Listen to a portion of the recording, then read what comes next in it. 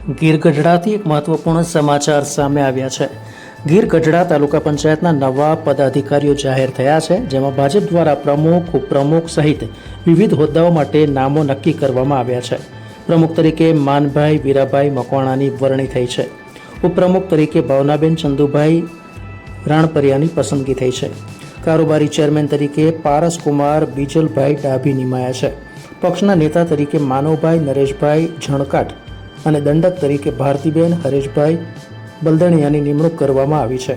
તાલુકા પંચાયત ખાતે યોજાયેલી બેઠકમાં પાર્લામેન્ટરી બોર્ડ દ્વારા નક્કી કરાયેલા નામોની સત્તાવાર જાહેરાત કરવામાં આવી છે।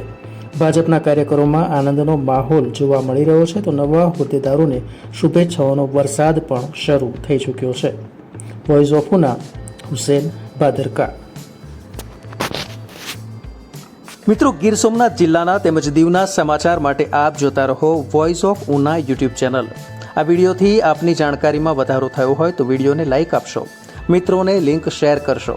જો આપ પ્રથમવાર અમારી ચેનલ જોતા હોવ અથવા હજુ સુધી અમારી ચેનલને આપે સબસ્ક્રાઇબ ન કરી હોવ તો તુરંત સબસ્ક્રાઇબ કરી દેવા વિનંતી, કે જેથી જિલ્લાના સમાચારથી આપ વંચિત ન રહી જાઓ। ધન્યવાદ।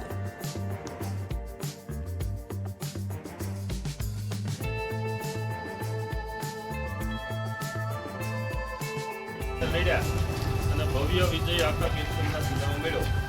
એવી જ રીતે ગીર ગઢડા તાલુકામાં પણ 4 માંથી 4 આપણે જિલ્લા પંચાયત જીત્યા છે અને 20 માંથી 17 તાલુકા પંચાયત જીત્યા છે।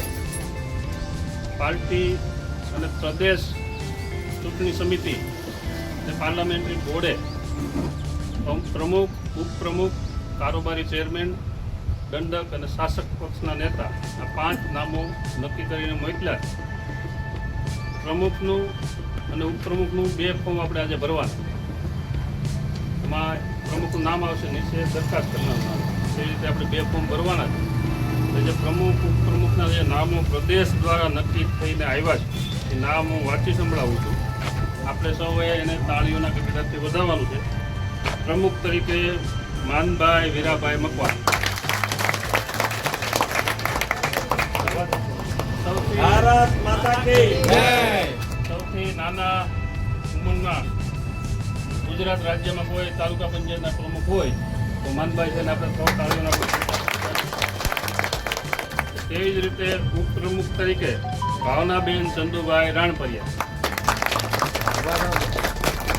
કારોબારી ચેરમેન તરીકે પારસકુમાર બીજલભાઈ ડાભે।